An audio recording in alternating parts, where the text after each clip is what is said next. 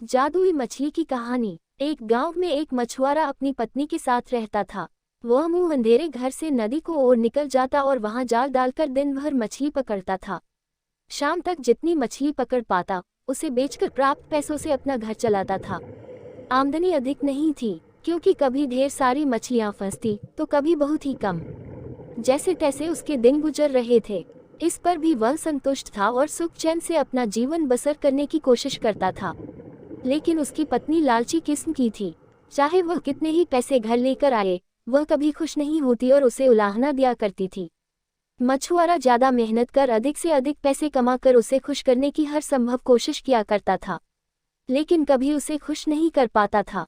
एक सुबह जब मछुआरा उठा तो उसका शरीर बुखार से तप रहा था, लेकिन पत्नी के डर से वह जाल लेकर नदी चला गया। कुछ देर वह नदी में जाल डाले बैठा रहा, लेकिन एक भी मछली जाल में नहीं फंसी। वह खाली हाथ घर लौट आया। उसे खाली हाथ लौटा देख उसकी पत्नी चिल्लाने लगी। उसने उसे समझाने की कोशिश की कि आज उसकी तबीयत ठीक नहीं है, लेकिन वह नहीं मानी और मजबूरन मछुआरे को फिर से मछली पकड़ने जाना पड़ा। बुखार से तपता हुआ वह नदी में जाल डालकर बैठ गया।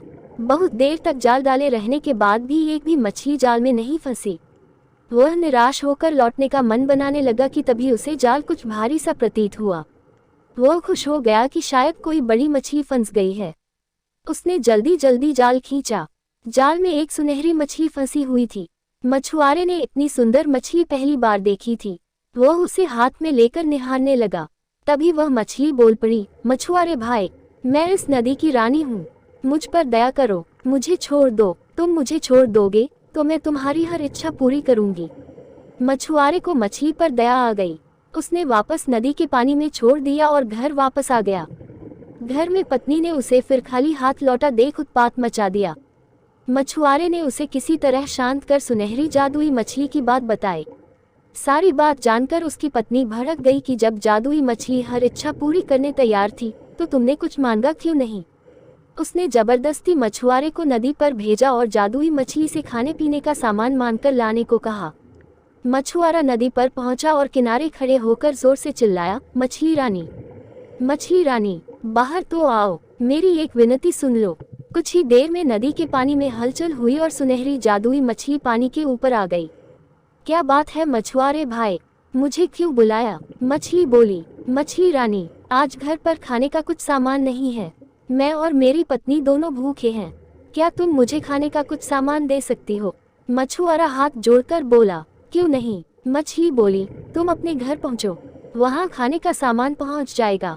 मछुआरे ने वापस घर की राह पकड़ ली। जब वह घर पहुंचा तो देखा दरवाजे पर खाने पीने की ढेर सारी चीजें रखी हुई है। उसने आवाज लगाकर अपनी पत्नी को बुलाया और वे सारी चीजें दिखाई। उसकी पत्नी खुश हो गई। सारी चीजें घर के अंदर रखने के बाद मछुआरा बैठा ही था कि पत्नी बोली, तुम भी क्या बस खाने पीने की चीजें ही मांग कर लाए। सुंदर वस्त्र और कीमती आभूषण भी तो मांगने चाहिए थे। अभी जाओ और जादुई मछली से जाकर वस्त्र और आभूषण मांगो। मछुआरे को बार बार जाकर मछली से चीजें मांगना ठीक नहीं लगा।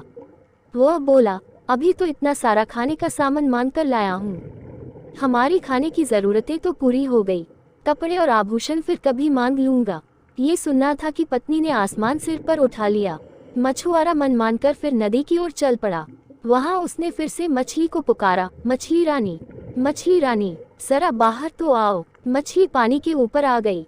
मछुआरा हिचकते हुए बोले, क्या बताऊं मछली रानी, पत्नी सुंदर कपड़े और आभूषण मांग रही है। क्या तुम उसकी इस मांग को पूरा कर सकती हो।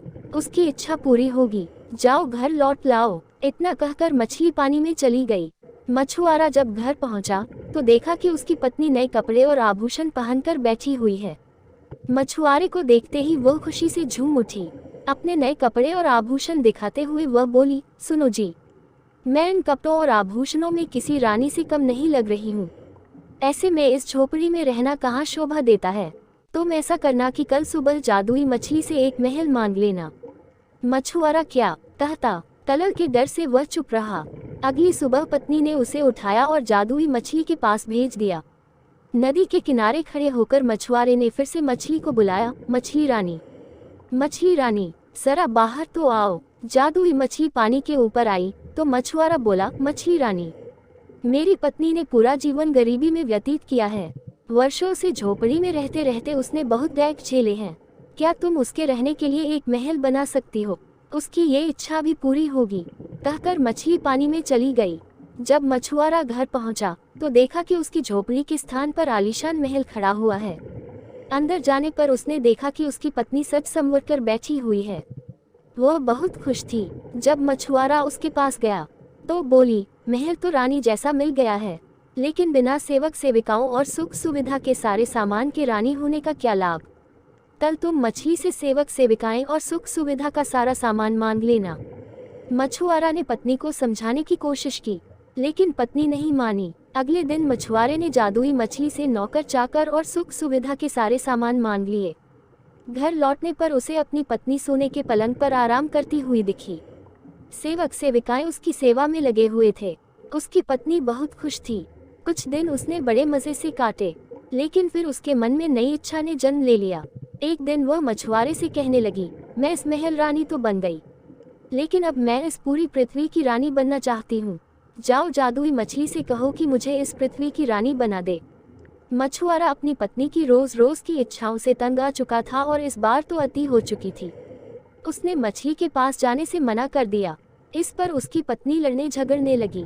इस पर भी जब मछुआरा तैयार नहीं हुआ तो उसने उसे महल से निकाल दिया। दुखी मछुआरा फिर से नदी पर गया और जादुई मछली को पुकारने लगा, मछली रानी, जरा बाहर तो आओ। मछुआरा बोला, अब तक मैं हर बार अपनी पत्नी की इच्छा लेकर तुम्हारे पास आया करता था, आज अपनी इच्छा लेकर आया हूँ, कहो क्या चाहते हो? मछली बोली, मैं चाहता हूँ कि तुमने अब तक हमें जो भी दिया है वह सब वापस ले लो। एक बात मुझे समझ आ गई है कि इच्छाओं का कोई अंत नहीं है। तुम जितना देती रहोगी मेरी पत्नी उतना मांगती रहेगी। वह कभी संतुष्ट नहीं होगी और बिना संतुष्ट हुए वह कभी खुश नहीं रह पाएगी। मछली बोली, तुम्हारी यह इच्छा पूरी हो, और वह पानी में चली गई। मछुआरा जब अपने घर पहुंचा तो महल गायब हो चुका था। उसके स्थान पर उसकी झोपड़ी आ गई थी। अंदर जाने पर उसे फटे पुराने कपड़ों में अपनी पत्नी दिखी। मछुआरे ने उससे कहा कि अपनी आंखों पर पड़ा लोभ का पर्दा हटाओ तो तुम्हें इस गरीबी में भी सुख नजर आएगा। जितना लालच करोगी उतना और लालच बढ़ेगा, इसलिए जीवन में जो है उसमें संतुष्ट रहना सीखो। मैं अपनी मेहनत से जो भी रूखी सूखी लाऊं उसमें खुश रहने को तैयार हो तो मेरे साथ रहो, नहीं तो मैं जाल लेकर जा रहा हूँ।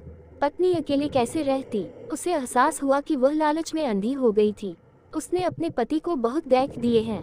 वह मछुआरे से क्षमा मांगने लगी। उसके बाद वह जीवन में जो मिला उसमें अपने पति के साथ संतुष्ट रही। सीख, लालच का कोई अंत नहीं है। जो लालच में अंधा हो जाता है वह जीवन में कभी सुखी नहीं रह सकता।